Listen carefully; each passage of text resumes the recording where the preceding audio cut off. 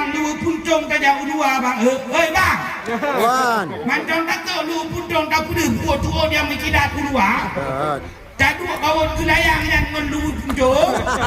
Berarti yang sama cik tanya berpakaian kah? Sofir hanya kita dah kurau tu tanya umat Muhammad kan. Jero. Puya. God.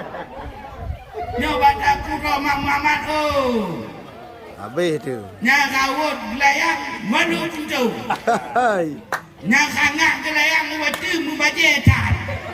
Yang baninya. Mengaku kau, berani dia mengaku dirinya umat Muhammad. Yang kedua, ruhama ubainahum kata Allah. Saling berkasih sayang, bukan menjelek-jelekan, bukan saling mengkleh. Payah. Munya mantang mengkleh, anak saling sayang menyayang, mantang fitnah memfitnah, mantang dendam mendendam, dak kudro dak nyoman Muhammad, anak hati. Nah, mupum lah yo. Mupum. Tanya mantang on tetangga. Nyu le. Tetangga duk tanya tho. Po. Wan.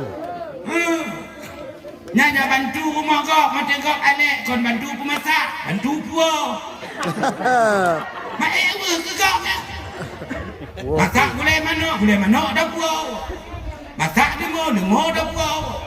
Ukuran kau mengalek habis yang nak tutang tanya laban masih lagi. Itu menganiaya namanya. Mati depu tu minggu. Po. Wan. Mudah mana? Ya. Cik kamu nak? Tak bantu saudara tersebut dengan Las. ikhlas. Untuk apa kita bantu? Karena kita sayang kepada tetangga kita itu.